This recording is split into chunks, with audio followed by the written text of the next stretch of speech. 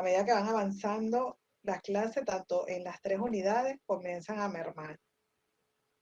Y la experiencia nos ha dicho que siempre pasa o tienen más probabilidades de pasar aquellos que asisten a clase, tanto de vía online como que presencial.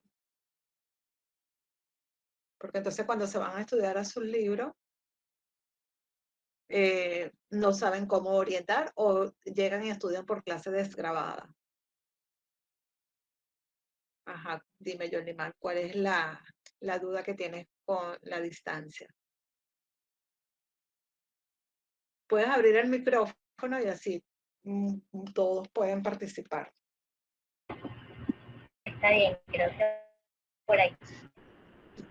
En esta característica, en este aspecto, doctora, yo quedé confundida porque no, esta parte creo que no la escuché bien y no entendí si era que a mayor distancia hay menor paso del fármaco a través de la membrana, ¿es así? ¿Quién le quiere responder?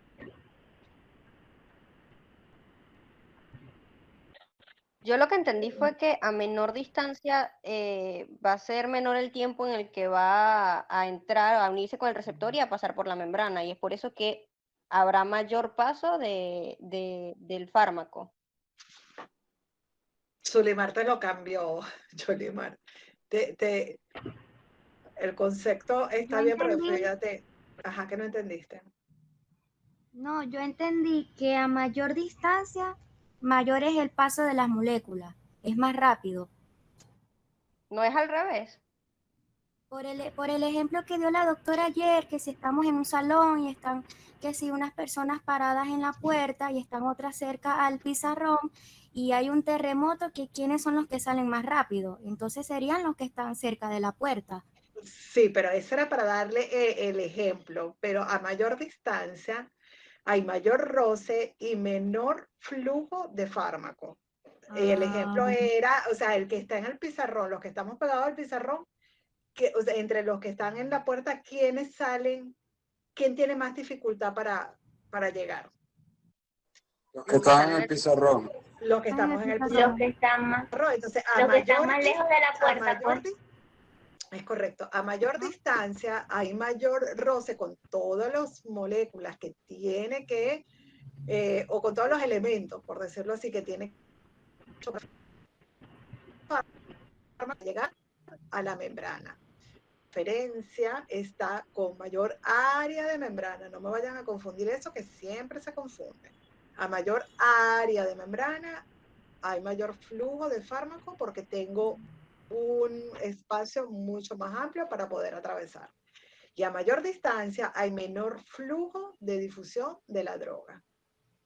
Ahora sí lo entendiste, Jolimar. Sí, doctora, ahora sí le entendí. Entonces lo que me dijo Zuli no estaba mal, solamente que ella me cambió lo que yo dije por lo contrario, pues. Sí, pero claro. Pues, exacto, ok, está bien.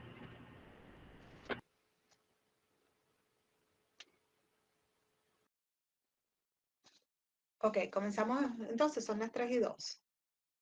No creo que vaya a entrar más nadie, ya yo les había... Ok, vamos a poner la presentación.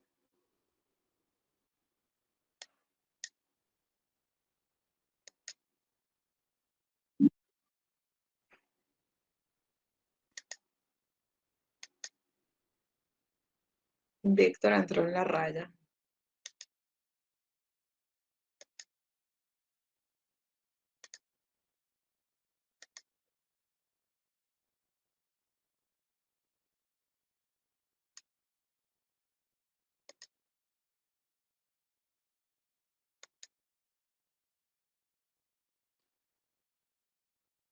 ¿Se ve la presentación? Sí, doctora. Sí, doctora.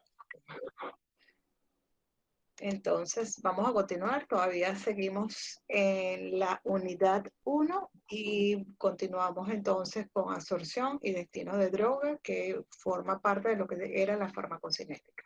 ¿Okay? Ayer habíamos quedado en que el pH se iba a influir en algunos procesos en cuanto a lo que era el mecanismo de absorción. Recordemos que la mayoría de las drogas El mecanismo de transporte por el cual se absorbe es el mecanismo de difusión pasiva. Habíamos dicho que las drogas venían en dos presentaciones, que podían ser ácidos o bases débiles y que ellas pueden estar con carga o sin carga. Puede ser forma ionizada o no ionizada. Habíamos dicho que ella... Se escucha un eco, no sé si... Buenas tardes, disculpe doctora, ¿ya puso la presentación? Porque no se ve. Ok, entonces será eso. No, sí, parece que se escucha el eco. Bueno, debe ser alguien que tiene el micrófono encendido, no sé, vamos a ver. Solamente se ve su pantalla, doctora, no se ve la presentación.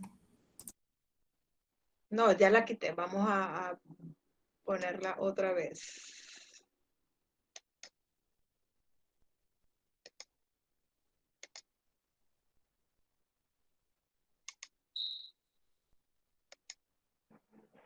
¿Ahora sí se ve? Sí. Ahora sí. Sí, ahora sí. Ahora sí. Ok, habíamos dicho entonces que aquella droga que iba a transfundir a través de la membrana eran las características. Toda droga puede ser ácido o base débil. Esa viene su presentación o su formulación. Ella puede estar ionizada y no ionizada, que eso es lo que les va a dar, es la carga eléctrica de la droga, y sabemos que aquella droga que pasa a través de la membrana, entonces debe cumplir algunas características como es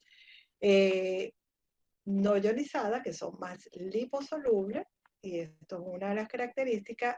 La mayoría de las drogas pueden atravesar, y este es el mecanismo de transporte que ellos usan. Las que son ionizadas, habíamos mencionado, que muy escasamente atraviesa la membrana o no la atraviesa.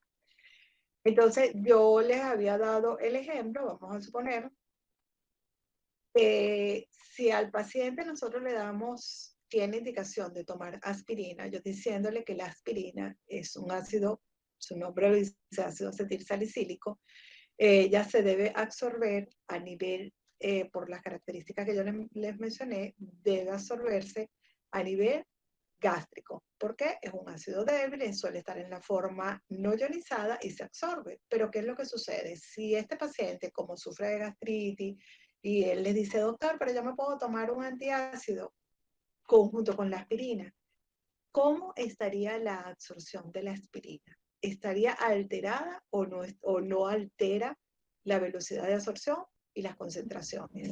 ¿Qué me pueden decir ustedes? Sí, debería estar alterada Sí, y está en este alterada. caso disminuida. Hasta que no Exactamente. estaría... Porque estamos modificando el pH. Si le damos al paciente un antiácido, modificamos el pH del jugo gástrico y por lo tanto la cantidad de aspirina que se absorbe puede estar disminuida, pero lo cierto es que si la altera, pero ¿será que no me tomo el antiácido? Ustedes lo que le tienen que decir, bueno, usted se va a tomar bien tempranito su antiácido, que es lo que generalmente nosotros le decimos al paciente, tómese su protector gástrico en la mañana, primera hora, y posteriormente 2-3 horas es que se va a tomar la aspirina. Y de esa forma estamos garantizando entonces que la aspirina alcance buenas concentraciones a nivel plasmático. ¿Y esto por qué es importante saberlo? Porque sabemos que si un paciente nos llega por casualidad intoxicado, nosotros podemos entonces alterar el pH de la orina. Esto es más significativo cuando vean entonces eliminación, porque la orina es ácida, suele estar la droga no ionizada y por lo tanto no ocurre cuando hay cuando ocurre la excreción de un fármaco, una parte de esa droga vuelve a reabsorberse porque a nivel del túbulo renal existe la propiedad de que aquellas drogas que son no ionizadas pueden reabsorberse y aumentar las concentraciones. Entonces, yo modificando el pH tanto a nivel de la orina como a nivel de que yo sepa dónde se va a absorber esa droga, en caso de que un paciente esté intoxicado, nosotros podemos alcalinizar la orina, convertir este fármaco en ionizado para que no se reabsorba a nivel del túbulo y pueda ser eliminado de forma fácil a través de la orina. Eso es la importancia de saber entonces que si yo modifico el pH de la orina o del sitio donde se va a absorber la droga que se administra por vía oral o por un caso de intoxicación, entonces podemos aumentar la eliminación o acelerar el proceso de eliminación. Entonces, la aspirina tiene la propiedad de ser un ácido débil, se absorbe a nivel de mucosa gástrica, que sabemos, recordamos por fisiología, el pH gástrico es de 1.4 a 2.0. Por lo tanto, la aspirina suele estar en forma no ionizada, es liposoluble y cuando se administra por vía oral, su absorción es un 90 o un 99%. Recuerden que cuando administramos una droga por vía oral, la absorción no es del 100%. Recuerde que hay una parte que se elimina cuando pasa por el sistema hepático, que sería lo que se va a metabolizar, y entonces llega entre un 90 a un 99%. Esto es algún ejemplo de la aspirina, pero cada fármaco que ustedes después que estudian en particular, cuando le hablen de la farmacocinética, ya ustedes saben, le dicen se absorbe un 80% y ustedes saben que ese 20% pasó entonces por el efecto del primer paso hepático y ahí a lo mejor hubo esa parte de eliminación. Si nosotros, por supuesto, si no alteramos ese pH, se supone que entonces la absorción de esa droga será en el porcentaje que les dice. Las bases débiles, por lo general, aquellas drogas que son bases débiles, por lo general a nivel del jugo gástrico, está ionizada y por lo tanto no se absorbe en la mucosa gástrica, sino en la primera porción del intestino, que es el duodeno. Recuerden que el pH a nivel del duodeno va entre 6.6 a 7.4 y las bases o las drogas que tienen esta propiedad de ser base suelen estar no ionizadas y por lo tanto se absorben en la primera porción del intestino delgado y no se absorbe a nivel del estómago. Entonces, hay situaciones donde el pH no va a influir en lo que serían los procesos de absorción. No se toma en cuenta, como por ejemplo, esto es un ejemplo, hay muchos otros, por ejemplo, la penicilina, el pH no va a ejercer influencia importante en lo que sería la eliminación de la droga, porque son formulaciones que vienen solubles en agua y por lo tanto, al momento de eliminarse, es independiente del pH de la orina. Son excepciones, son excepciones. Y cada vez que ustedes, les vuelvo y les digo, cuando estudien, que eso ya es en la segunda unidad y en la tercera unidad, perdón, cuando estudiamos un fármaco en particular, entonces nos va a hablar de su farmacocinética. ¿Alguna pregunta hasta ahora?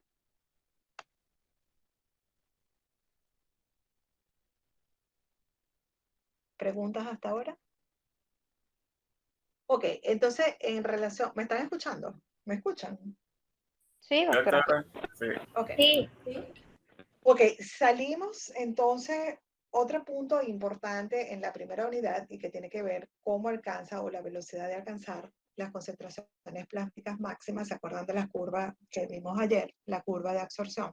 Serían las vías de administración. Básicamente existen la vía enteral y la vía parenteral. Cuando ustedes le digan la vía enteral es todo lo que no tenga que ver con la parte ni intramuscular ni endovenosa. La vía enteral entonces está la parte oral, la parte rectal y la parte sublingual. Hay muchos literatura que habla que la vía rectal no es entérica, pero hay otros que sí lo hablan y es como dice Goodman y Gilman. Están las otras que no son enteral ni parenteral, que son por inhalación, que es a través de la inspiración. Está la transdérmica, que es a través de la piel. Está la bitópica, que es la absorción es hielo de mucosa.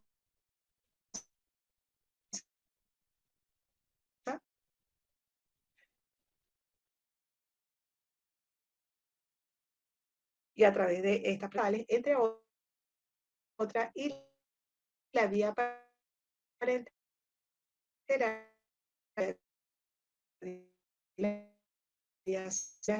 realmente interrelacionan ID a intravenoso, también ED. Ese C intramuscular, la vía intratecal y la vía. Entonces está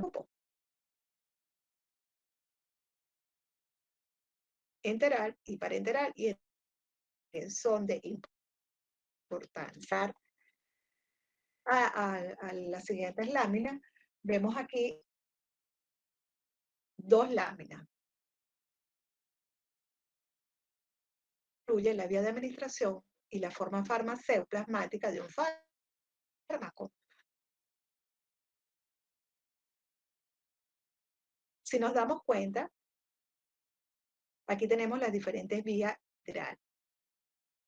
Si nos tiempo, por supuesto, si la comparamos entre el parenteral, podemos, por supuesto, comparar una intramuscular o una intravenosa con una oral. ¿Quién alcanza mucho más rápido lo que sería su periodo de latencia? Por supuesto, la vía endovenosa es mucho más rápido si la comparamos con las otras vías de administración. Acuérdense lo que les dije, lo que era el tiempo de latencia o el periodo de latencia.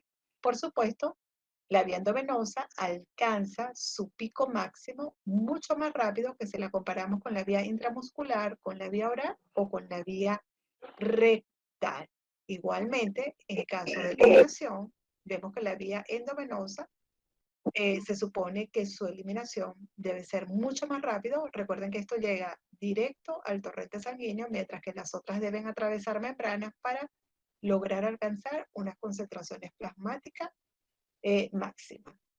En dado caso que de la forma farmacéutica, aunque no nos detallamos mucho tiempo ayer, nunca podemos comparar la presentación de una vía endovenosa que va directo a sangre con una solución, con una cápsula y con un comprimido. Acuérdense que yo les mencioné ayer que cuando damos un fármaco por vía oral, ella primero tiene que disolverse o disgregarse de su forma farmacéutica. Vemos de las tres, quien alcanza mucho más rápido las concentraciones plasmáticas es la solución oral. ¿Por qué? Porque ya viene las drogas, por ejemplo, el comprimido tiene que disolverse o separarse de su excipiente, luego convertirse en una solución para poder atravesar las membranas. Y por eso es que la solución oral se absorbe mucho más rápido o alcanza concentraciones plasmáticas mucho más rápido cuando la comparamos con la cápsula o cuando lo comparamos con un comprimido. Vemos que vamos a hablar un poquito entonces de la vía enteral. Cumple los mismos principios básicos que cuando nosotros nos alimentamos. Recordemos que quien representa la vía de absorción, ¿dónde se va a absorber el fármaco? En el aparato digestivo. Dentro de esta vía de administración, sabemos que la vía oral es la vía más antigua de vía de administración, es la más segura, es la más cómoda y muchas veces es la más conveniente, por supuesto, en el contexto de la patología que está presentando el paciente. Dentro de ella tenemos la vía oral. La droga se va a absorber, cumple los mismos principios cuando nos alimentamos, puede absorberse entonces por la mucosa oral, la mucosa gástrica, dependiendo de cuáles son las partes del fármaco, y también se puede absorber por la mucosa del intestino delgado. Y la vía rectal, donde ella se absorbe, por supuesto, es a través de la mucosa rectal. Vamos a ver las características o las ventajas de algunas de ellas. Cuando se administra la vía oral, ya les dije que es la más antigua, es la más segura, es la más frecuente, dependiendo del contexto, porque si yo quiero actuar, si el paciente llega con una patología que tenemos que actuar de forma rápida, sabemos que esta no es la vía de administración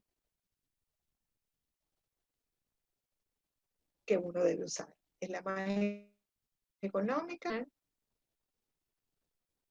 puede ser el estómago, va a depender del flujo sanguíneo, eso influye.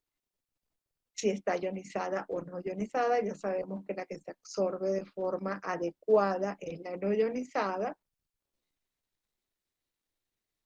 Entonces, concentraciones en sitio de la absorción.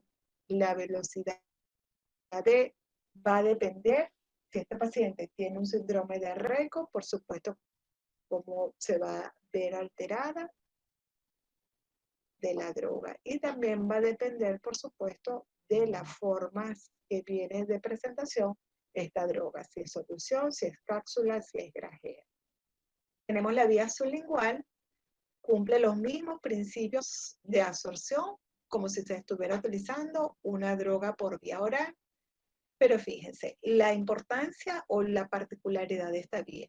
Su velocidad de absorción es muy rápida, pasa de forma directa a la circulación general, pasa directo a la vena yugular. Por anatomía ustedes se deben acordar que la vena yugular está compuesta por las venas lingual y maxilar interna, y de esta forma, cuando usamos la vía sublingual, la droga evita el pasaje a través del hígado y evita, por supuesto, también la destrucción del jugo gástrico. Pero ¿cuál es la desventaja? Que deja un gusto amargo o irritante. Generalmente este tipo de administración nosotros lo utilizamos en el paciente que tiene un dolor precordial, que tiene una crisis hipertensiva, que necesitamos utilizar o que este fármaco llegue o alcance concentraciones plasmáticas de una forma más rápida. Ahora bien, si yo les digo si el porcentaje de absorción de esta droga es completa, la pudiéramos comparar con la vía de administración endovenosa, ¿cómo será la concentración? ¿Será de un 100% cuando usamos la vía igual? No. No, no es del 100%. ¿Por qué? Porque la que es de 100% es la que va directamente al torrente sanguíneo, que es la intravenosa.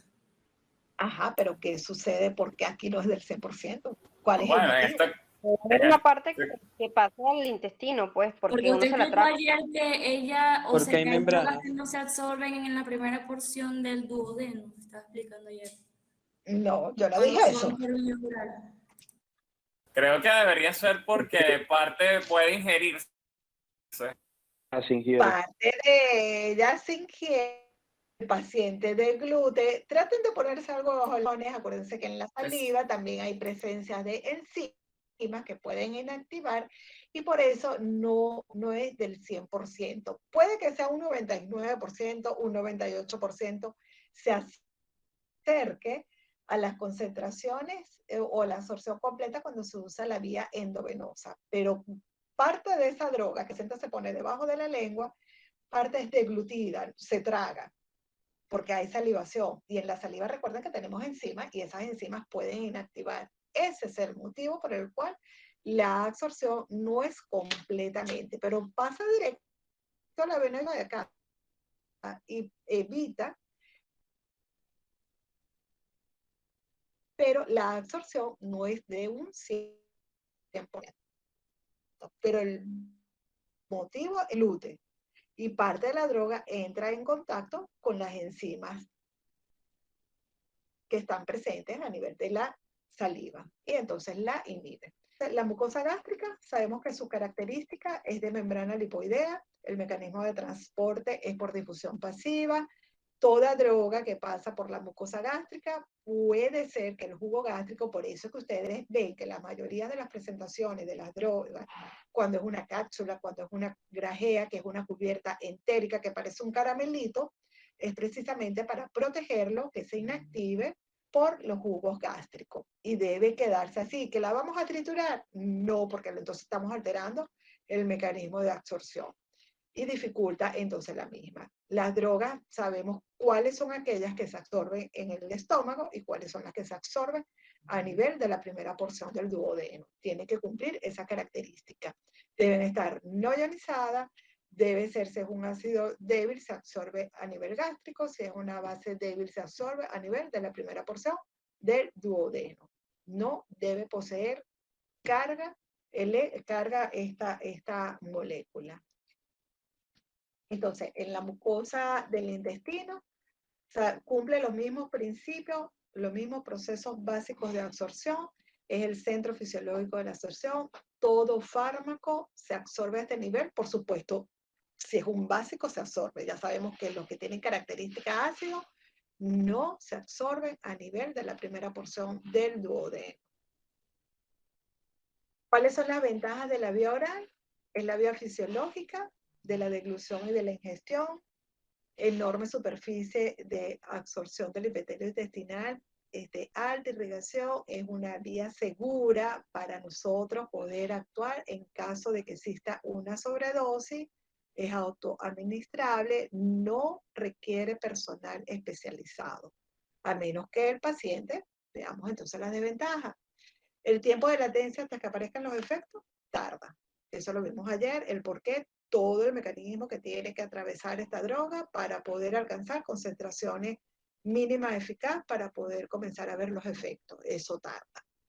Absorción limitada con algunos fármacos, si son hidrosolubles, la presencia del pH o la presencia de las enzimas que están a nivel de la saliva o que pueden inactivar el principio activo. En dado caso de que puede haber patologías que pueden alterar la absorción, como sería la motilidad del intestino, el flujo sanguíneo, cuando el paciente tiene la particularidad de tomarse el fármaco con alimentos o con otro fármaco, entonces va a alterar la absorción. Eso lo vimos en las primeras clases. Posibilidad de intolerancia digestiva o daño en la mucosa gástrica, el paciente es portador de una úlcera, me pega la pastilla, no lo puedo tomar porque me produce más acidez. Efecto del primer paso intestinal y hepático, y no se puede utilizar en pacientes inconscientes o pacientes con intolerancia oral. O sea, tiene sus ventajas y tiene sus desventajas. También podemos ver algunos factores que afectan la velocidad de absorción, como sería la motilidad gástrica, cuando el paciente entonces llega y se toma el fármaco con algún antiemético o con un antidiarreico, esto altera lo que sería la motilidad gástrica, o bien la aumenta o bien la disminuye. Cuando hay una enfermedad o un estado de mala absorción, pacientes portadores de enfermedad celíaca, que ahorita está muy de moda, enteritis, hay la presencia de alimentos, hay algunos alimentos que pueden aumentar la velocidad de absorción o más bien pueden disminuirla o pueden estar afectadas la cantidad absorbida. Recuerden entonces que la forma farmacéutica o la presentación de la droga también influye en lo que sería la velocidad de absorción, la estabilidad química del fármaco, si es un fármaco genérico, si es un fármaco de molécula original, todo eso influye. Cómo está la motilidad o los movimientos gastrointestinales, cómo es el flujo sanguíneo a ese nivel. Eso es cuando se administra por vía oral. Pasamos a la vía rectal. Esta vía rectal puede ser útil en muchas situaciones. Por ejemplo, cuando el paciente tiene intolerancia oral, cuando hay náusea o pacientes inconscientes. Su absorción es a través de las venas hemorroidales. Recuerden que está conformada por las hemorroides superiores, medias e inferiores. Vierte en el sistema porta, las primeras, y las dos últimas en la vena cava inferior. Por lo tanto, esta evita, al igual que la vía sublingual, evita el primer paso o las influencias del jugo digestivo, pero, ahí vienen los peros, siempre hay un contra. Su absorción es irregular e incompleta. ¿Por qué? Porque si en la parte rectal hay presencia de heces, ella se mezcla, los fármacos se pueden mezclar con estos elementos y por supuesto la velocidad y las concentraciones pueden estar alteradas. Esta sería una de las explicaciones por lo cual su absorción es irregular e incompleta. Pero fíjense que también es un poquito rápida. ¿Por qué? Porque está en contacto con las mucosas, se absorbe más rápido y si esta droga es liposoluble, no ionizada, se absorbe. Su velocidad puede ser rápida, pero es incompleta. ¿Por qué? Porque parte de las partículas de la droga se retiene y se mezcla con materia fecal. Va a impedir el contacto con la mucosa rectal si en la mucosa rectal hay Ventaja de esta vía rectal, su absorción, tiene absorción local, pero también tiene un efecto sistémico. Siempre se me confunde cuando le hago esta pregunta en el examen. Tiene acción local, pero muchas drogas viene para hacer efecto sistémico a través de supositorio o enema. ¿Dónde es ventajosa el uso de este tipo de administración? En niños, que sabemos que muchas veces los niños no saben tragar fármacos, o en ancianos cuando no se puede usar la vía oral. Pacientes inconscientes, pacientes que tengan intolerancia oral, aquellas drogas que son irritantes de la mucosa gástrica. Queremos una absorción rápida porque evita el efecto del primer paso, pero ya sabemos que es una vía errática y la absorción no es 100% porque se pueden mezclar con materias fecales. Y también, otra de las desventajas, y muchas veces es lo que el paciente se niega, es que hay falta de aceptación por algunos pacientes. Y por supuesto, si hay la presencia de diarrea, porque el paciente va a tener un efecto laxante, o si tiene una fisura anal, vamos a empeorar y a causar un poco más de molestia y dolor. Estas serían las desventajas. La vía Doctora, parenteral. Ajá. disculpe una pregunta.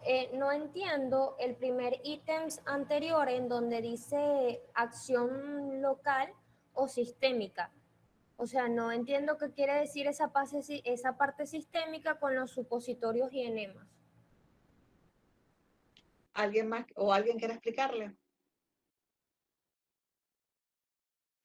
Ok, cuando nosotros queremos tener una acción local, tengo en piel una infección que no va más allá, sino queda ahí en la parte subcutánea, queda en piel. Yo quiero un efecto local. Local es allí en el sitio y no va a agarrar lo que es circulación.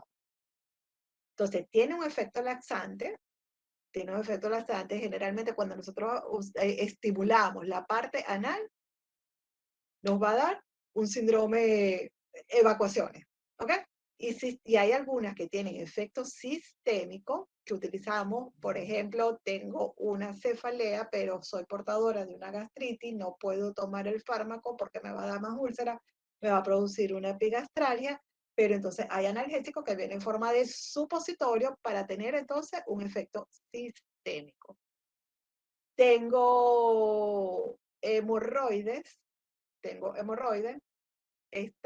me molesta, está inflamada, está en una hemorroides externa, no me puedo sentar.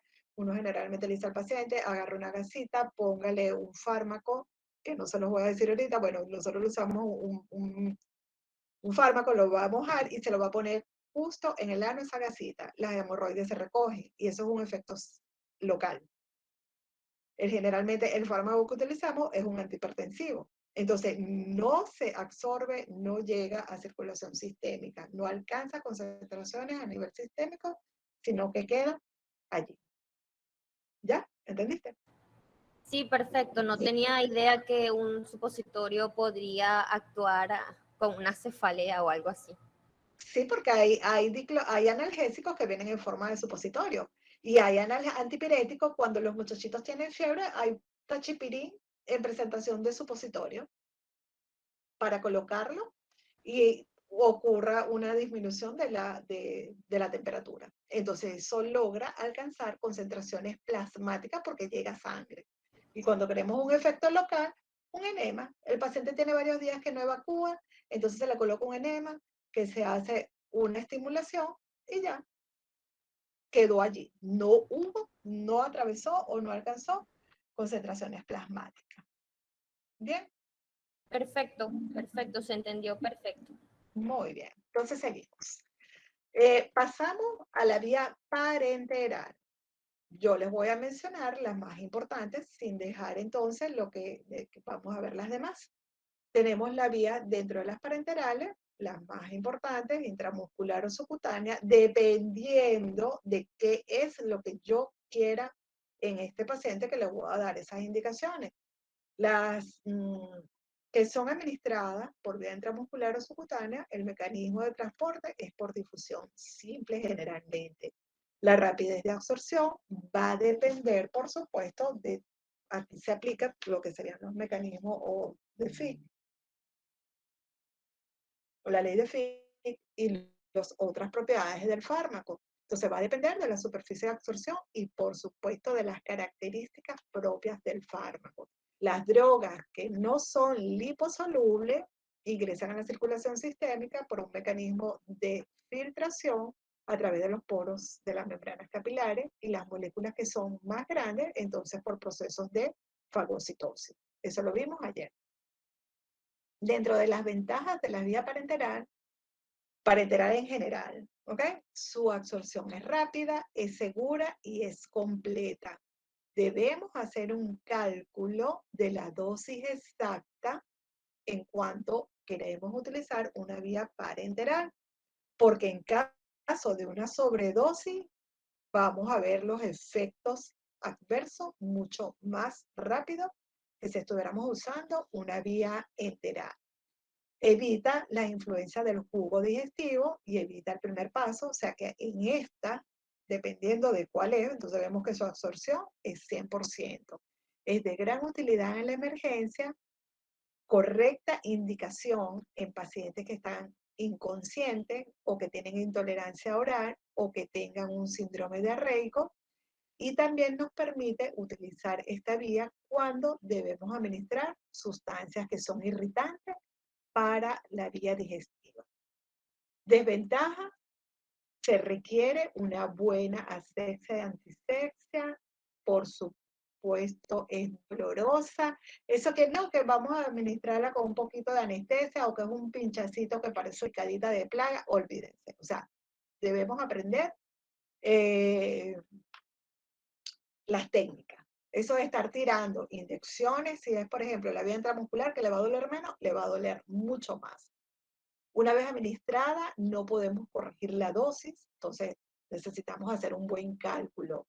Si nosotros vamos a usar la vía endovenosa, sabemos que no debemos poner soluciones oleosas por vía endovenosa. ¿Por qué? ¿Qué me dice el por qué? Por ejemplo, si indicamos un paciente un benzetacil, que yo creo que más de uno de ustedes habrá usado un benzetacil por una amigdalitis, no se administra por vía endovenosa. ¿Cuál es el motivo?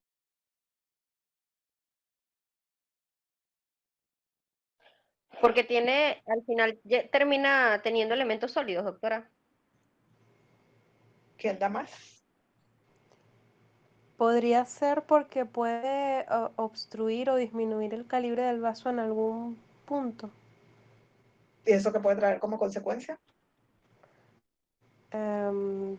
Trombos. Un embolismo, doctora. Un embolismo. No se puede colocar soluciones oleosas porque se cristalizan y pueden hacer émbolos. Y esos émbolos pueden viajar y ustedes saben para dónde va a llegar, al corazón, los pulmones y adiós luz que te tengo. Hay riesgo de flebitis y de transmisión de enfermedades si nosotros no sabemos hacer una buena técnica de limpieza o lo agarramos muy a la ligera o muy a la deportiva. O sea que esto, muchas veces ustedes como médicos creen que no van a hacer administraciones de fármacos, pero puede ser que dentro del grupo familiar o en alguna emergencia van a tener que usar ustedes mismos, administrar un fármaco por vía parenteral. Entonces deben aprender, y mientras más practiquen, menos posibilidades tienen de hacer daño. Veamos entonces algunas ventajas precisas cuando utilizamos la vía endovenosa. Es extremadamente rápida y precisa. ¿Por qué? Porque llega directamente a la circulación, pues. Pueden usarse sustancias irritantes o sustancias hipertónicas, posibilidad de administrar grandes volúmenes y ajustar dosis y respuesta. Por ejemplo, el paciente llega deshidratado, uno le dice, póngale, acuérdense que no solamente es fármaco lo que vamos a administrar, sino póngale un Riger rapidito y después bajan la dosificación. O si el paciente tiene una hiperglucemia, uno le indica, claro, con un aparato que va contabilizando, uno puede ir jugando con las dosis. Las desventajas: una reacción adversa más frecuente y mucho más intensa. Recuerden que está llegando directamente a la circulación, no para soluciones oleosas, ya les dije el porqué. Requiere personal especializado y pautas de administración. Hay riesgo de flemitis si nosotros tenemos una buena limpieza, o si, por ejemplo, no tomaron o no cateterizaron la vena, sino que se quedaron a nivel de piel o de subcutáneo, puede pasar esto. Y es cuando ustedes han escuchado, pero es que se le peló la vía. Un término muy mal usado, pero es como las enfermeras entienden. Se le peló la vía y resulta que el fármaco o la solución que le están administrando no está en vena, y pasó entonces al tejido celular subcutáneo o al músculo, y es donde ustedes ven que son los procesos infecciosos a ese nivel. Veamos las ventajas de utilizar una vía intramuscular. Es una alternativa de la vía oral más rápida. Las concentraciones plasmáticas suelen ser, y los efectos ventajosos son más rápidos que cuando usamos una vía oral. Pero fíjense qué importante, menos que si utilizamos una vía endovenosa o una vía sublingual. O sea que si yo quiero un efecto mucho más rápido y no puedo agarrar una vía endovenosa, entonces la vía sublingual es mucho más rápido en cuanto a alcanzar las concentraciones plasmáticas que utilizar una vía intramuscular. La velocidad de absorción, en este caso, podemos manipularla, es susceptible a cuando son soluciones acuosas, por supuesto, su absorción es mucho más rápida. En soluciones oleosas o suspensión es un poco más lenta. Puede usarse sustancias irritantes y sirve para una gran cantidad de preparados farmacéuticos. Recuerden que una de las características, una de las propiedades que influye en la velocidad de absorción sería el flujo sanguíneo. Y si es intramuscular, recuerden que a este nivel nosotros tenemos una buena cantidad de vasitos que por eso es que podemos entonces manipular la velocidad de absorción. Desventaja: dolorosa e irritante. Aquel que diga, no me dolió una inyección, hermano, hay una buena en cuanto a la administración de un fármaco intramuscular. Requiere, por supuesto, de que estemos y aprendamos la técnica, sea a nivel del glúteo, sea a nivel del deltoide, sea a nivel del femoral, donde vamos a administrar esa droga. Y hay riesgo de transmisión de infecciones cuando no nos hacemos un buen aseo de mano y un buen aseo en la zona donde vamos a administrar el fármaco. La vía subcutánea, dentro de sus ventajas, absorción es a nivel del tejido celular subcutáneo. Recuerden que si lo comparamos con la vía intramuscular, la presencia de vasos sanguíneos a nivel subcutáneo es menos, y por eso es que la velocidad de absorción es mucho más lenta con la vía subcutánea. ¿Cuándo es adecuada a ella? Cuando usamos sustancias de liberación sostenida, presencia de sustancias que son oleosas, hidrosoluble o suspensión. Velocidad de manipulación también la podemos entonces hacer. ¿Cómo? Si nosotros hacemos vasodilatación, por supuesto aumentamos lo que sería la velocidad de absorción. Todo lo contrario si hacemos vasoconstricción. ¿Y cómo se hace esto? ¿Cómo podemos vasodilatar esa zona donde se va a colocar el fármaco subcutáneo? ¿Cómo podemos hacer?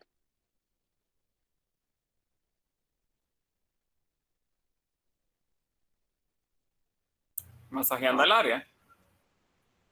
Masajeando el área, no pregunto. Ajá, ¿qué anda? Aplicando calor.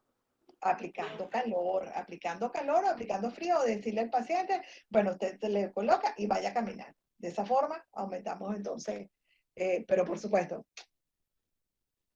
cada droga viene para que un tiempo.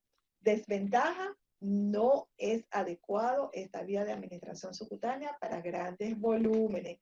De hecho, muchas veces la inyectadora que nosotros indicamos al paciente para que se administre esta droga son las inyectadoras de insulina que vienen por unidades y es menos. Y tampoco sirve para sustancias irritantes. La vía intradérmica, esta queda generalmente para hacer test, para testear para ciertas vacunas, para hacer los test de alergia. La cantidad debe ser muy pequeños volúmenes y su absorción, por supuesto, es mucho más lenta. Recuerden que los capilares a este nivel son muy pocos. La vía intraarterial no es una vía de administración frecuente como usar una vía intramuscular o una vía endovenosa. ¿Y esta en qué momento se utiliza? Cuando queremos el efecto localizado en algún órgano o tejido en particular. La vía intraarterial, ¿ok? Suele alcanzar a las concesiones tóxicos generales porque queremos que ese fármaco o esa sustancia o lo que estemos utilizando llegue directamente al órgano o al tejido donde quiero que llegue la droga. Ejemplos que se utilizan para este tipo de vía de administración cuando queremos drogas antineoplásicas generalmente para tratar tumores o neoplasias localizadas, inyectar agente diagnóstico, algún tipo de contraste para que nos dibuje el órgano o el tumor donde está localizado. Y por supuesto, si aquellas vías anteriores que les mencioné requería un personal especializado, esta por supuesto requiere mucho más. Generalmente es un médico que se especializó en hemodinamia y sabe entonces cuál es la arteria que voy a cateterizar o voy a localizar para no producir daños mayores. Ni siquiera las enfermeras agarran esa vía, ¿ok? Tenemos entonces la vía intratecal o la vía intrarraquídea cuando queremos efectos localizados de forma rápida a nivel del eje meningio o del eje cerebro-espinal. Y cuando son sustancias de muy difícil acceso a través de la barrera hematoencefálica, porque sí es una barrera. Cuando queremos usar antibióticos o anestésicos locales que nos llegue directamente al cerebro o al eje cerebroespinal, también requiere de una técnica. Eso no lo van a hacer ustedes de forma general, a menos cuando ya estén haciendo su posgrado y dependiendo de si se aprenden las técnicas. Generalmente se localiza el espacio subaracnoideo entre los espacios intervertebrales L2 y L1, fármacos solubles en agua, y antes de inyectar la sustancia debemos extraer el mismo volumen de líquido cerebral. O sea, si yo lo que voy a administrar son 3 cc, debo extraer 3 cc de líquido cefalorraquídeo. ¿Por qué?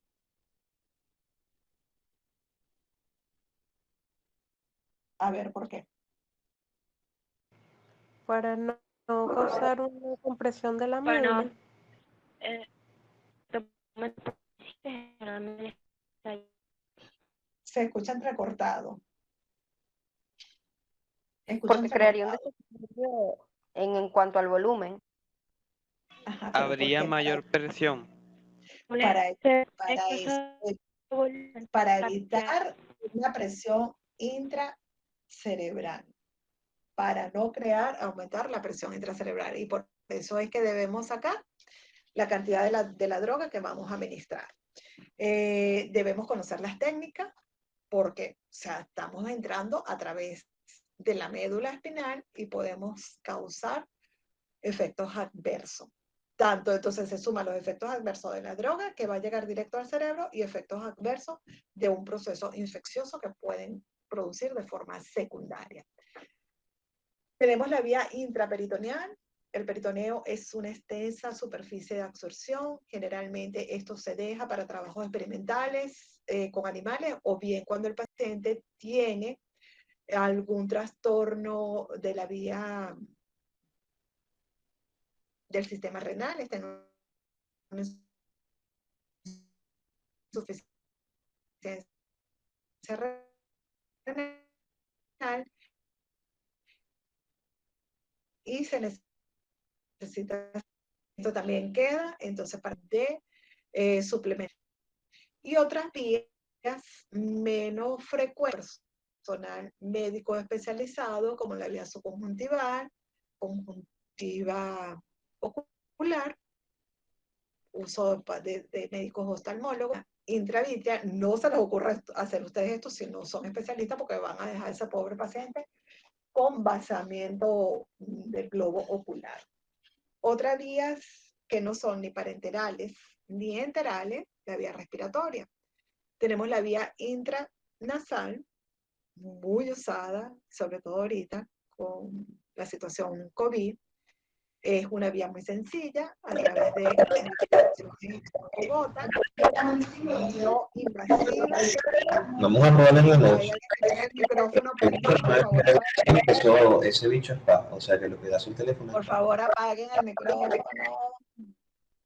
Ok, gracias. Es no invasiva, virtualmente no dolorosa. Tiene un gran epitelio de absorción, ¿ok? Esta es una de las ventajas porque su membrana de absorción es amplia, es muy amplia. La velocidad de absorción y las concentraciones que alcanza también es de rápido comienzo la acción. ¿Por qué? Porque evita el efecto del primer paso. Se pueden dosificar dosis precisas, porque eso viene para ser administrado o por puff o por gotica. Entonces son dosis precisas, facilita el cumplimiento, claro, porque no me va a dar dolor, no me tengo que apoyar, no tengo que tragar pastillas. Reduce potencialmente el abuso porque viene para unidosis. La vía inhalatoria, muchos también la conocen. Su vía de absorción es muy rápida. Recuerden que el alvéolo tiene una pared muy delgadita, de alta irrigación y con una gran superficie de absorción. Por eso que el paciente que llega con un broncoespasmo o con una crisis asmática sale de forma rápida cuando uno le indica nebulizar, y es precisamente por todas estas características. Generalmente son drogas liposolubles, ya sabemos cómo se atraviesan las drogas liposolubles o cuál es el mecanismo de transporte. Puede ser administrado antiasmático, anestésicos generales, por eso que ustedes ven cuando el paciente le pone la máscara para anestesia, no llega a contar uno porque enseguida produce su acción. Puede ser de autoadministración, puede producir posibles o broncoconstricción, si se pasa de la dosis, y facilitar el desarrollo. El paciente tiene la costumbre, o nosotros de decirle, ok, usted se va a nebulizar con inhalación, inhalado, pero no decimos tiene que limpiar la boquilla. O resulta que es la única que hay, y entonces resulta que el hermanito o otro miembro de la familia se enfermó y usamos entonces el mismo inhalador. Puede utilizarlo, pero siempre y cuando lo limpie. Y generalmente uno indica una maquinita no, un dispositivo que es el aero chamber, que lo venden no, uno le da una fabricación, Carlos, y le voy a dejar a ustedes la tarea, que es un aero chamber. La tópica, bueno, es cuando queremos una acción local. Hay diferentes mucosas y por eso es que la absorción va a depender de cuál es la mucosa. Gingival, si es nasal, si es incluso vaginal, rectal y uretral. Cuando nosotros utilizamos un fármaco, como sabemos, por ejemplo, si tengo una infección o supositorio o pomada y tópica, pero también de un fármaco vía oral, las concentraciones a nivel sistémico, la acción pasiva. Y es para hacer una acción local. ¿Cuál es la vía de absorción? La piel. Piel o mucosa, ¿ok? La mayoría de esto, pero por supuesto, para mejorar la velocidad de absorción. De insecticida, eso forma para matar de forma química. las horribles cucarachas o las horribles, tenemos que tener cuidado porque como son liposolubles fácilmente en la piel y podemos ver intoxicaciones por insecticidas órganos, entonces tiene buena velocidad de absorción. La administración tópica generalmente es transdérmica. Por ejemplo, hay muy pocos fármacos que se administran por esta vía y es muy buena. ¿Por qué? Porque da como que por periodos predeterminados de tiempo cuál es la cantidad que no pasa por el primer efecto del hígado y muchas veces los pacientes, por supuesto, tienen un mejor cumplimiento terapéutico porque tienen menos efectos secundarios. Su absorción es lenta en cuanto a la difusión. Generalmente estos son parches que uno se los manda a recambiar al paciente 48, 72 horas porque su velocidad de dispersarse o de liberación es en ese momento. Es útil, pero lamentablemente son muy pocos los fármacos que vienen en esta presentación por muchas características, o son muy caros o el costo es muy elevado. Entonces, esto es muy parecido. Ya hablamos de esas vías, hay otras, por ejemplo, la intraósea, que ustedes puedan investigar, por supuesto, son muy pocos fármacos y las indicaciones, en práctica lo vamos a discutir. Estas son la velocidad de concentración que alcanza las distintas vías de administración. Esta curva la vimos al principio, por supuesto, la vía intravenosa, fíjense si las comparamos con las otras vías parenterales, esta alcanza mucho más rápido las concentraciones máximas. Y por supuesto, el periodo de latencia es prácticamente que cero. Vamos a ver el efecto muy rápido. ¿Por qué? Porque entra directamente a la circulación sanguínea, llega directamente al sitio donde va a ejercer su acción, donde están los receptores, hace la acción farmacológica para tener el efecto farmacológico. Así como alcanza los niveles de concentración máximos, por supuesto también es la que generalmente se elimina de forma más rápida que si la comparamos con las otras vías intramuscular, la vía subcutánea o la vía oral. Ustedes dirán, bueno, pero si un fármaco nosotros lo indicamos cada 8 horas, cada 12 horas, cada 24 horas, cada 72 horas, eso va a depender de la vida media del fármaco y por supuesto, cuando se les da al paciente que se requiera que se tome por cada cierto tiempo, es precisamente para mantener las concentraciones entre concentración mínima eficaz y concentración mínima tóxica, porque el paciente llega y dice, bueno, yo me voy a tomar el antihipertensivo hoy o la droga para bajar el azúcar, yo me lo voy a tomar, pero mañana no me lo voy a tomar para que me dure más en el tiempo porque no tengo dinero para comprar. Pero lo que no saben es que entonces cuando niveles de la droga llegan debajo de la concentración mínima eficaz, no voy a ningún efecto. Entonces es importante decirle al paciente cada qué tiempo debe tomarse el fármaco. Eso va a depender de la vida media de la droga, es la pauta que les va a dar es de decir qué tiempo se lo debe tomar. Y la importancia radica en esto, que debe estar en el índice terapéutico, porque si no, no vamos a tener concentraciones de la droga a nivel plasmático y por supuesto no vamos a tener entonces el efecto de la droga. Este es un término que ayer lo discutimos, que sería la biodisponibilidad, que es la fracción de la dosis administrada que llega al torrente circulatorio de forma inalterada. Es la que se va a unir con el receptor o con su molécula diana y es la que va a producir el efecto farmacológico. Este concepto es lo que mayor interés desde el punto de vista clínico nosotros nos interesa. Y ya le había dicho que cuando se compara un genérico con una molécula original, entonces hablamos de bioequivalencia. Si tienen la misma biodisponibilidad, son bioequivalentes. Esto es un término que ayer lo discutimos. Esto sí es importante. Entonces, bueno, vamos a ver. En cuanto, aquí tenemos 3 drogas. Tenemos una droga A, una droga B y una droga D y una droga C. Vemos que tanto la A, la B y la D alcanzan la concentración mínima eficaz. Y si lo podemos comparar, entonces, aquí en el área bajo la curva, que serían las concentraciones que logran alcanzar desde la concentración mínima eficaz hasta, o sea, concentración mínima eficaz hasta la concentración mínima tóxica, vemos que tanto la A, la B y la D logran alcanzar. Podemos ver que la C, hay un micrófono prendido, por favor. Hay un micrófono prendido. Ok.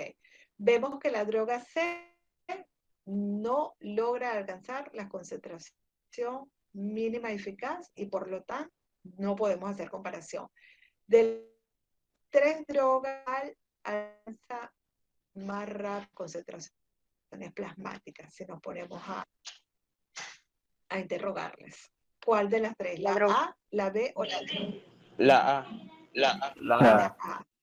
La droga Probablemente es una droga que se administra por vía endovenosa. Vemos que la velocidad de absorción de las 3 drogas es distinta, incluyendo tanto el comienzo, la intensidad de la intensidad, esta sería la intensidad de la droga A, la intensidad de la droga B y la intensidad de la droga D. Recuerden que comparamos la intensidad entre la concentración mínima eficaz y la concentración mínima tóxica, así como la duración. La droga C, su absorción es muy lenta, la velocidad de absorción es muy lenta y ni siquiera logra alcanzar la concentración mínima eficaz. La velocidad de absorción de la droga D es igual a la droga A, pero, por supuesto, la absorción de la droga D es incompleta cuando la comparamos con la droga A. Y el área bajo la curva, por supuesto, es distinta en si la comparamos las 3, ¿ok? Tiene una respuesta rápida, poca, intensa y es fugaz, la de la droga D, cuando la comparamos con la droga B, cuando la comparamos con la droga A. Ya esto nosotros lo habíamos mencionado anteriormente, en esto sí la cinética de absorción es importante. Se cuantifica la cantidad de fármaco que llega a la circulación sistémica, engloba todos los procesos que habíamos mencionado, desde que la droga es administrada por vía oral, se disuelve de su forma farmacéutica, se aplica el mecanismo de absorción y de la eliminación presistémica. Entonces, incluye estudios de y la cantidad de droga que es absorbida y cuáles son los factores que alteran esa cantidad. Entonces, lo que me quiero detallar, por eso es que voy un poquito rápido, esto está en el libro de Malguma, está muy bien esta parte, velocidad de absorción y cantidad de droga absorbida, ya sabemos que es el número de moléculas de un fármaco que se va a absorber por unidad de tiempo y va a depender de la constante de absorción, o sea, molécula que se une con el receptor y vuelve, se disocia. La Ka es la probabilidad que tiene una molécula de absorberse por unidad de tiempo y depende de la vida media de absorción. Vida media es el tiempo que tarda en reducirse la mitad de un número de moléculas que queda por absorberse. Es la inversa de la constante de absorción. Lo que quiero llegar, entonces, mientras más rápida sea la absorción de un fármaco, mayor será su Ka y menor la vida media. Y este es el parámetro, nosotros entonces, cada qué tiempo se debe administrar una droga. En cuanto a la cinética de absorción, existen 2 tipos de cinética. Cinética de orden 0 y cinética de orden 1. Entonces, vamos a ver la diferencia entre una y otra. La de orden 0, la de primer orden o la de orden 1, vemos que la velocidad de absorción disminuye con la cantidad de fármaco que queda por absorberse. Esta es la característica, la mayoría de las drogas tienen esta cinética de primer orden. ¿Y qué quiere decir eso clínicamente o desde el punto de vista práctico que nos interesa a nosotros? que siempre se va a absorber una fracción de la droga. Si yo les digo a ustedes que una droga absorbe un 30%, entonces si yo administro 10 miligramos de esa droga, ¿cuánto se está absorbiendo? Si yo le digo que el porcentaje es una fracción, se absorbe 10% de la droga. 3 Si yo le administro 3 miligramos. Y si yo le administro 100 miligramos, ¿cuánto se está absorbiendo? 30 miligramos. 30 miligramos. Y digo que le administramos 1 gramo o 1000 miligramos, ¿cuánto se está absorbiendo? 300. 300. 300. Entonces, 300. La primer orden o de orden 1 siempre va a aumentar de acuerdo a la dosis. Siempre es una fracción. Es una fracción de la droga que se está absorbiendo. Y la de absorción 0 siempre va a absorber la misma cantidad, así se incremente. Vamos a ver si yo les digo con el otro ejemplo. Si yo les digo que esa droga se absorbe, se le administra una dosis y se está absorbiendo el 30%, si le damos 10 miligramos, ¿cuánto se absorbe? La de orden 0. 3. Y si le damos 100, ¿cuánto se absorbe? 3. 3. Y si le damos 1 gramo o 1000 miligramos, ¿cuánto se absorbe? 3. Seguirían absorbiéndose 3. Los mismos miligramos. Entonces, siempre es una cantidad fija. Así nosotros incrementemos este tipo de fármaco o de droga, siempre se va a absorber la misma cantidad. ¿Y cuáles son aquellas drogas que cumplen este criterio de orden 0? Las que se administran con perfusión continua, los gases anestésicos, viene para preparados de absorción mantenida, como serían las intramusculares, las subcutáneas o las dérmicas. Siempre que cuando estudien un fármaco particular, les va a decir, esta tiene una absorción de orden 0 o de primer orden. Ya sabemos que la de primer orden siempre es una fracción y las de orden 0 siempre es una cantidad, independientemente de las dosis que se está administrando. ¿Ok? Vienen aquellos preparados orales o LP, que quiere decir liberación prolongada. Entonces, existen, ya quedó claro lo de primer orden y lo de orden 0.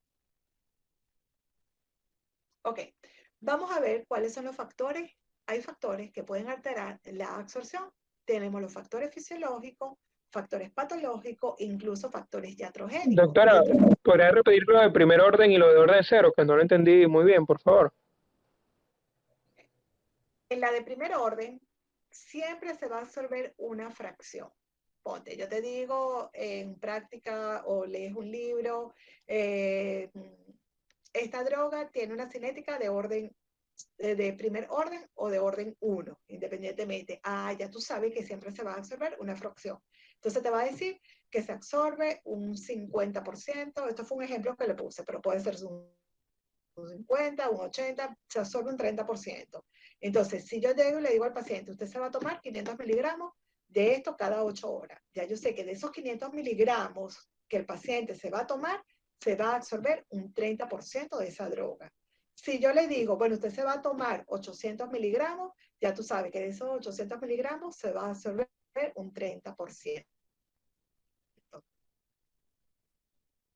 sea, es una fracción contra cantidad constante. Concentración de la droga.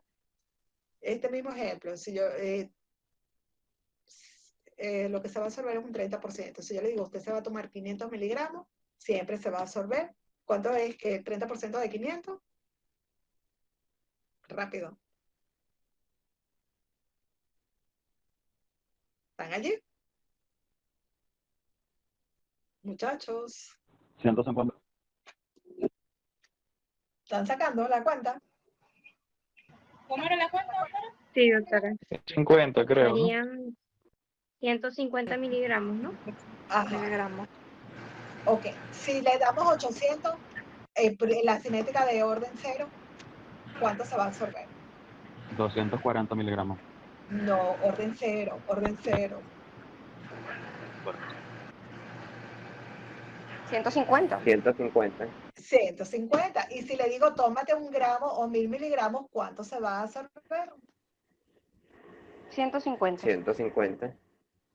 150. Siempre se va a absorber la misma cantidad, la de orden 0. Y si es de primer orden, si yo les digo, tómate 500 miligramos y se va a absorber el 30%, ¿cuánto se absorbe? Se absorben 150. 150. Ajá, y si yo les digo, tómate 800 miligramos, ¿cuánto se va a absorber?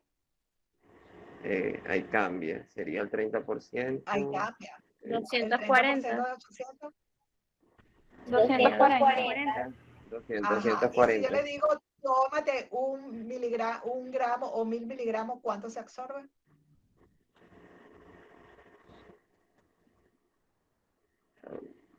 ¿300? 300 miligramos. 300. Ajá. Cuando es de primer orden, la cantidad siempre va a aumentar de acuerdo a la dosis. Y si es de orden 0, siempre va a ser la misma cantidad. ¿Ya entendiste?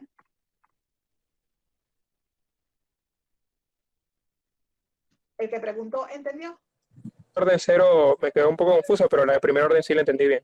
Siempre va a ser una cantidad constante. Así tú aumentes la dosis. Si yo te digo que un fármaco se absorbe de la cantidad que tú le des un 30%, si yo le doy 500, va a ser un 30%. Si le doy 800, siempre va a ser esa misma cantidad que se absorbe. Así tú aumentes las concentraciones de la droga que le estás indicando, su absorción siempre va a ser la misma. Y esto se aplica Doctor, ¿y también por qué cuando si la vean eso. absorción, en ese caso es constante, para que se aumenta la concentración de la droga? Eso es un ejemplo que le estoy dando. Eso es un ejemplo. Doctora. ¿Y cuáles son entonces aquellas drogas? Las que se administran con una perfusión continua, los gases anestésicos. Si tú le digas, ponle más gases, o sea, siempre se va a absorber la misma cantidad. Viene para preparados de absorción anteída y sobre todo cuando utilizamos preparados orales de liberación prolongada. O sea, son velocidad de absorción cinética. La cinética de absorción en eliminación también lo van a observar. Doctora, allí cabría el ejemplo, por ejemplo, valga la redundancia, de las personas las mujeres que se colocan los implantes intradérmicos, que siempre se libera una cantidad específica, siempre se absorbe una cantidad específica. Siempre se libera una cantidad. Siempre se llega a la circulación sanguínea una cantidad específica. Así mismo es. Eso sería uno de los ejemplos. Entonces, vamos a ver cuáles son los factores que pueden alterar la absorción de una droga. Pueden ser factores fisiológicos, pueden ser factores patológicos o puede ser iatrogénico. Iatrogénico es cuando nosotros mismos lo producimos. Dentro de los factores fisiológicos tenemos la edad. Vamos a pasar a la otra lámina, que lo tengo más. Dentro de los fisiológicos tenemos la edad. Recordemos que los recién nacidos tienen un sistema enzimático prematuros, las embarazadas por lo mismo y los ancianos. Cuando se usa una vía oral, sobre todo en los extremos de la vida, siempre va a haber cambios en cuanto al pH de gástrico y a nivel intestinal, y también hay alteraciones en la motilidad intestinal. También el flujo sanguíneo, tanto de los extremos de la vida y en las mujeres embarazadas, se modifica con el común normal de los individuos y esto altera lo que sería la velocidad de absorción. En cuanto a los factores patológicos, tanto los pacientes que tienen una intolerancia oral, por supuesto me va a alterar las concentraciones plasmáticas de una droga y por eso altera la absorción. Si tiene un síndrome diarreico, lo mismo, enfermedades digestivas.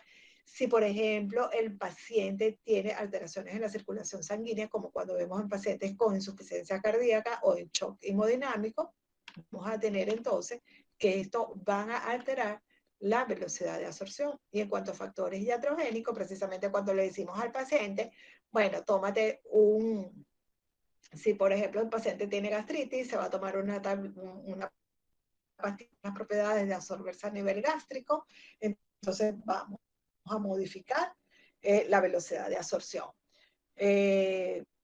Por supuesto, también cuando hacemos cambios del pH, cuando hacemos vaciamiento gástrico, que le mandamos un laxante al paciente o le ponemos un fármaco que lo que hace es que aumenta el tránsito intestinal o altera el flujo sanguíneo. Bueno, cuando un ejemplo típico es cuando un paciente tiene intolerancia oral, generalmente nosotros le mandamos a indicar un antiemético, el ejemplo de la metoclopramida, ella aumenta la velocidad de absorción del paracetamol, por ejemplo, porque está aumentando lo que sería el vaciamiento gástrico está aumentando el peritaltismo, ¿ok? Y por eso es que aumentamos la velocidad de absorción de esta droga en particular. Esto es solo un ejemplo. Ya ustedes saben, entonces, que hay factores que alteran la velocidad de absorción, tanto fisiológicos, patológicos, como iatrogénicos. El iatrogénico es cuando es producido por nosotros mismos. Y para finalizar, entonces, es lo que hemos visto, para hacer un resumen de lo que hemos visto hasta ahora, en cuanto a farmacocinética,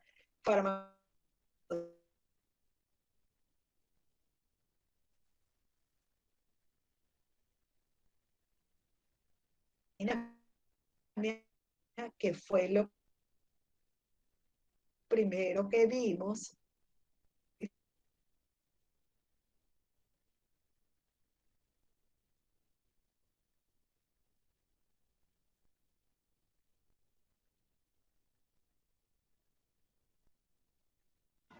¿Se escuchan? No se la escucha, doctora. Doctora, se dejó de escuchar.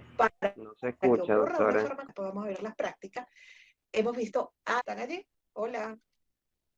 No se la escuchó, doctora, lo que dijo anteriormente. ¿Podría repetirlo de nuevo? No se escuchó, doctora. Doctora, no se escuchó nada de esa lámina. Ok, que con esta lámina, ok, y ahora se me escuchan.